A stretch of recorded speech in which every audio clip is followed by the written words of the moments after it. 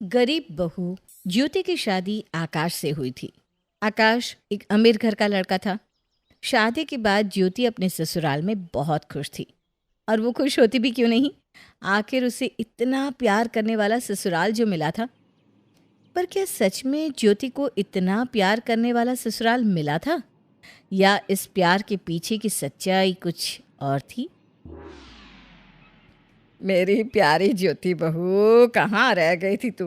तू जानती है ना, तेरे बिना इस घर का कोई भी सदस्य खाना नहीं खाता। जानती हूँ माँ जी, पर माँ का फ़ोन आ गया था। उनकी तबीयत अब पहले से ठीक है।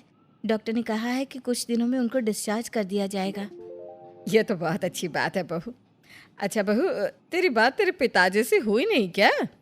तेरे पिताजी कह रहे थे कि तुम्हारी माँ की तबीयत जैसे ही ठीक होगी वो हमें हमारी 4 चक्के की गाड़ी, 5 तोला सोना और यही कुछ 1-2 लाख रुपए बिना कुछ कहे हमारे घर भिजवा देंगे। इस बारे में तो मुझे कुछ नहीं पता माँ जी, और ना ही मेरे पिताजी से बात हुई है। वैसे माँ जी, अगर पिताजी ने आपको ज़ुबान दी है तो वो अपनी ज़ुबान पूरी करके रहेंगे। कोई बात नहीं बहू, मैं तो बस ऐसे ही पूछ रही थी। तुम्हारी माँ अब ठीक है ना, यही बहुत है। सामान और पैसे का क्या है, वो कौन सा भागे जा रहे हैं। आजा, खाना खा ले बेटी। अब ज्योति अपनी सास सुशीला, जेठानी कविता और पति आकाश के साथ खाना खाकर अपने कमरे में चली जाती है। ज्योति के जाते ही कविता अपनी सास और अपने देवर से कहती है, लो सुन लिया, और कर लो गरीब घर की लड़की से शादी। बना लिया ना इस गरीब लड़की को इस घर की बहू। क्या कहा था मैंने कि इसके माँ बाप बहुत गरीब है, वो हमें इतना सब कुछ नहीं दे पाएंगे। माँ, अब तो मुझे भी भाभी की बातें सच लगने लगी है। कहीं ऐसा ना हो कि हमें कुछ ना मिले। इसके पिताजी ने जो हमें बड़े बड़े सपने दिखाए थे, कहीं वो अधूरे ना रह जाए। अरे कोई बात नहीं बेटा, बस कुछ दिन की बात है। इसकी माँ ठीक होने ही वाली है। जैसे ही माँ इसकी घर आएगी वैसे ही मैं इसके पिताजी से इस बारे में बात करूंगी। इस बात से अनजान ज्योति कि उसे अपने ससुराल में जो प्यार मिल रहा है वो बहुत जल्द उससे छीनने वाला है। ज्योति अपने ससुराल वालों का बहुत अच्छे से ख्याल रखती है, पर समय के साथ उसके ससुराल वालों का बर्ताव उसके लिए बदलने लगता है। और एक दिन ज्योति की माँ की तबीयत बिगड़ जाती है। उनका देहांत हो जाता है। ये सदमा ज्योति के पिता बर्दाश्त नहीं कर पाते और वो भी चल बसते हैं। ज्योति एक साथ अपने माता पिता को खो बैठती है। कुछ दिनों बाद ज्योति अपने मायके से ससुराल आती है।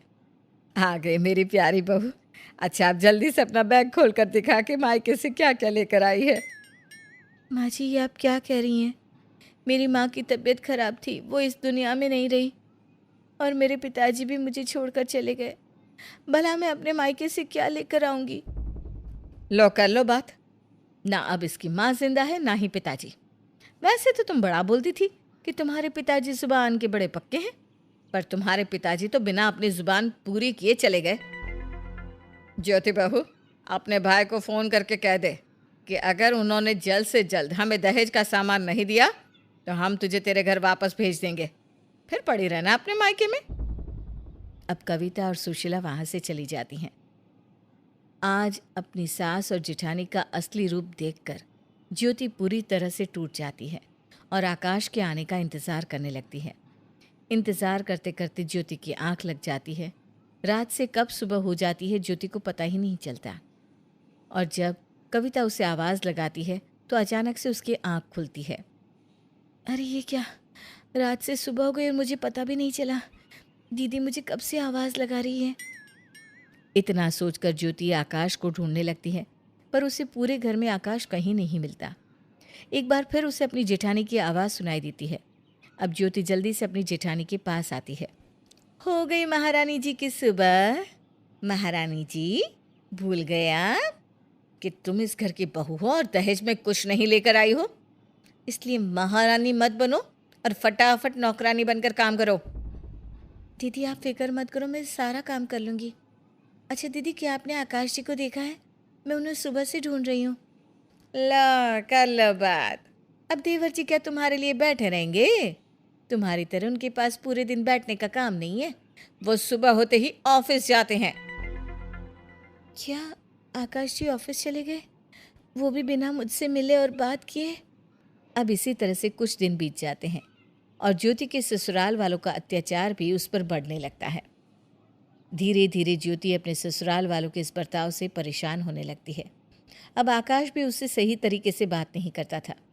ये बात ज्योति को बहुत बुरी लगती है।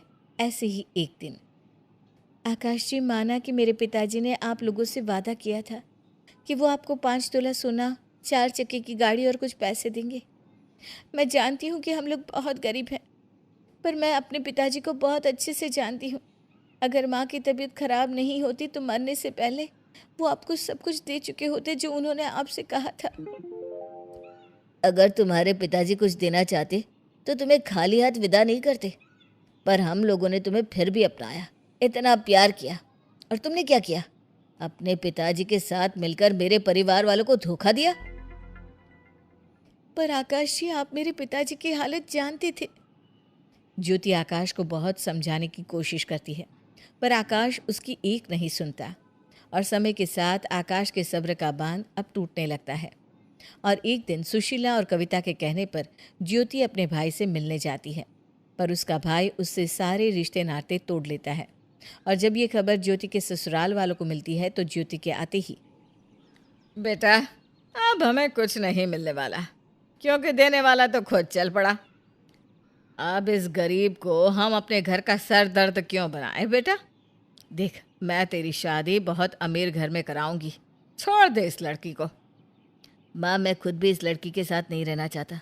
वो तो आप लोगों ने कहा, इसलिए मैंने इस गरीब से शादी की थी। इस तरह से ज्योति के ससुराल वाले उसे घर से धक्के मारकर निकाल देते हैं। बेचारी ज्योति के सामने मरने के अलावा और कोई दूसरा रास्ता नहीं बचता।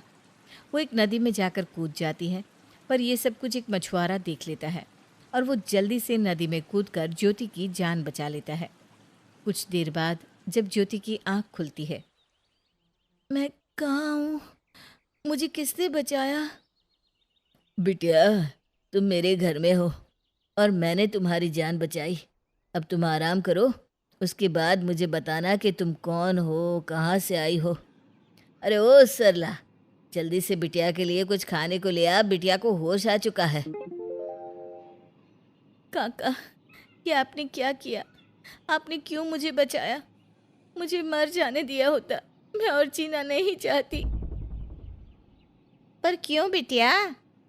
सरला और उसके पति मोहन के पूछने पर ज्योति अपनी दुख भरी कहानी सरला और उसके पति को सुनाती है। ज्योति की कहानी सुनकर सरला की आंखों में आंसू छलक आते हैं।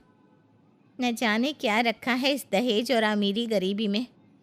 बिटिया, तुम्हारे ससुराल वालों ने तुम्हारे साथ जो किया बहुत गलत किया, पर अब तुम फिक्र मत करो, हम हैं ना। हाँ बेटा, सरला बिल्कुल सही कह रही है। वैसे भी हमारी कोई औलाद नहीं है, पर तुम्हें पाकर ऐसा लग रहा है कि हमें औलाद मिल गई। क्योंकि सरला और उसके पति मोहन की अपनी कोई औलाद नहीं होती, इसलिए वो दोनों ज्योति को अपनी बेटी के रूप में अपना लेते हैं और ज्योति पुरानी सारी बातों को भूलकर उनके साथ एक नई जिंदगी की शुरुआत करती है। ज्योति सरला और मोहन के साथ अपनी खुशहाल जिंदगी जी रही थी, पर वो कहते हैं ना, खुशियाँ ज़्यादा देर तक रुकती नहीं। ऐसा ही कुछ ज्योति के साथ होने वाला था। एक दिन जब मोहन मछलियाँ पकड़कर घर आता है तो बुखार से तप रहा था। काकी देखो तो, काका का सर तप रहा है और उनका शरीर भी नीला पड़ चुका है। काकी, हमें जल्दी से काका को हॉस्पिटल लेकर जाना चाहिए। अरे नहीं बिटिया, अब हमारे पास इतना समय नहीं कि हम हॉस्पिटल में जा सके।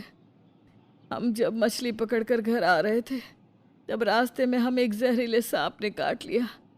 हमारे पास अब थोड़ा ही समय बचा है। क्या आपको सांप ने काटा है? हे भगवान, आखिर तो हम गरीब से चाहता क्या है? सरला, क्यों इतनी भावुक हो रही हो? इस धरती पर जो आता है एक ना एक दिन उसे जाना ही होता है। इसलिए आज मैं अपनी ज्योति बिटिया से एक वादा लेना चाहता हूँ। ज्योति बिटिया, जब तेरे ससुराल वालों को उनकी गलती का एहसास हो जाए तो तू उन्हें माफ़ कर देना बिटिया। हाँ काका, मैं आपसे वादा करती हूँ, मैं सबको माफ़ कर दूंगी। बस आप हमें छोड़कर मत जाओ। मैं पहले ही अपने माता पिता को खो चुकी हूँ, अब आपको खोना नहीं चाहती। इतना बोलकर ज्योति रोने लगती है और कुछ ही देर में मोहन इस दुनिया से चल बसता है। मोहन के जाने के बाद ज्योति और सरला बिल्कुल अकेली हो चुकी थी। अब घर चलाना मुश्किल हो रहा था। ज्योति पढ़ी लिखी थी और उसने नर्स का कोर्स भी किया था, इसलिए एक दिन, काकी अब मैं पहले से ठीक हूँ, मैं पुरानी सारी बातें भी भूल चुकी हूँ। अब काका हमें छोड़कर जा चुके हैं, आप कब तक मेरा बोझ उठाएंगी? इसलिए मैं सोच रही थी कि क्यों ना अब मैं बाहर जाकर काम करूँ। पर बेटा तू काम क्या करेगी? काकी मैंने नर्सिंग का कोर्स किया था ताकि मैं कुछ कर सकूं, पर मेरी शादी इतनी जल्दबाजी में हो गई कि मैं कुछ कर ही नहीं पाई। शायद भगवान ने मुझे एक और मौका दिया है ताकि मैं आपके लिए कुछ कर सकूं। इस तरह से ज्योति हॉस्पिटल में जाकर नौकरी की तलाश करती है, पर उसे कहीं नौकरी नहीं मिलती। थक हार कर ज्योति घर आने लगती है। तभी वो देखती है कि एक डॉक्टर जो हॉस्पिटल से बाहर ही निकली है, उसे एक गाड़ी वाला मार कर चला गया। उस समय रोड पर कोई नहीं था सिवाय ज्योति के, इसलिए ज्योति खुद डॉक्टर को उसी हॉस्पिटल में ले जाती है। कुछ समय बाद जब डॉक्टर की आंखें खुलती है तो नर्स डॉक्टर से कहती है, अच्छा हुआ डॉक्टर निर्मल जो आपको होश आ गया, वरना जिस तरह से आपके सर से खून निकल रहा था हम सब तो डर ही गए थे कि कहीं आप कोमा में ना चले जाएं। वैसे आप कैसे हैं डॉक्टर? मैं पहले से ठीक हूँ, पर तुम कौन हो? ये मिस ज्योति है, आज इन्हीं की वजह से आपकी जान बच पाई है। ये तो मेरा फ़र्ज़ था, और वैसे भी मैं घर ही जा रही थी और मेरी आंखों के सामने ये हादसा हो गया। आज से कुछ साल पहले मेरी भी किसी ने जान बचाई थी और आज मैंने इनकी जान बचाकर अपना एक कर्ज चुका लिया। हॉस्पिटल में तुम्हारा कोई रिलेटिव एडमिट है क्या? मेरा अपना तो कोई नहीं है सिवाय मेरी काकी के। मैं यहाँ नौकरी के लिए आई थी, पर यहाँ वैकेंसी नहीं है। किसने कहा तुमसे कि तुम्हारे लिए नौकरी नहीं है? आज से और अभी से तुम मेरी पर्सनल असिस्टेंट हो, कल से आ जाना। नौकरी मिलते ही ज्योति की खुशी दुगनी हो जाती है। घर आकर ज्योति सारी बात सरला को बताती है और अगले दिन से हॉस्पिटल जाने लगती है। हॉस्पिटल जाते ही ज्योति को उसका पहला पेशेंट मिलता है और जब ज्योति अपने पेशेंट को देखने के लिए रूम में जाती है तो वो हैरान रह जाती है। ज्योति तुम? आकाश जी आप यहाँ और इस हाल में, ये सब कैसे हुआ? ज्योति बुरे के साथ हमेशा बुराई होता है। तुम्हारे जाने के बाद। माँ जी, जिस तरह से आप ज्योति को इस घर से धक्के मारकर निकाल चुकी हैं, वैसे ही आप अपने इस सौतेले बेटे को कब धक्के मारकर निकालोगी? बहू, जब तक ये मनहूस आकाश की प्रॉपर्टी हमारे नाम नहीं हो जाती तब तक। तू भूल गई क्या बहू? मैंने इसके पिताजी से इसकी प्रॉपर्टी के लिए ही तो शादी की थी, पर मरते हुए इसके पिताजी ने सारी धन दौलत आकाश के नाम कर दी। हम उससे उसकी प्रॉपर्टी तब तक नहीं ले सकते जब तक वो 26 साल का नहीं हो जाता। इसलिए बस हमें 2 दिन और इंतज़ार करना होगा। 2 दिन बाद ये 26 का हो जाएगा। तो माँ जी कुछ कीजिए ना, कहीं ऐसा ना हो कि एक दिन आकाश को सब पता चल जाए और वो हमें भी इस घर से धक्के मारकर निकाल दे। बहू, मैंने कहा ना, बस 2 दिन और। इस तरह से सुशीला कविता के साथ मिलकर एक प्लान बनाती है और आकाश के बर्थडे वाले दिन उसके खाने में नशे की दवाई मिलाकर उससे प्रॉपर्टी के सभी कागज़ पर साइन करवा लेती है। अगली सुबह जब आकाश को होश आता है तो सुशीला कविता के साथ मिलकर आकाश को घर से धक्के मारकर निकाल देती है। माँ, ये आप क्या कर रही हैं? मैं तो आपका बेटा हूँ ना, आप मुझसे कितना प्यार करती थी और आप मुझे ही घर से निकाल रही हो। तू मेरा बेटा था पर सौतेला। अरे मैं तो भूल ही गई, जब मैंने तेरे पिताजी से शादी की थी तब तू सिर्फ 2 साल का था और तुझे तो कुछ पता ही नहीं।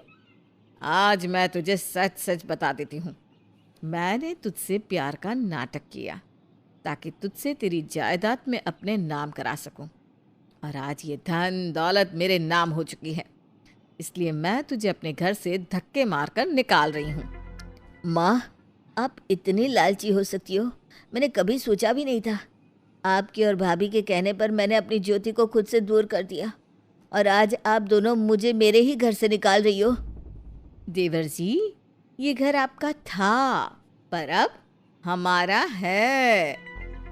इस तरह से कविता और सुशीला आकाश को घर से निकाल देती हैं। आकाश के जाते ही सुशीला गुंडों को फ़ोन करती है। तुम्हारा शिकार घर से निकल चुका है।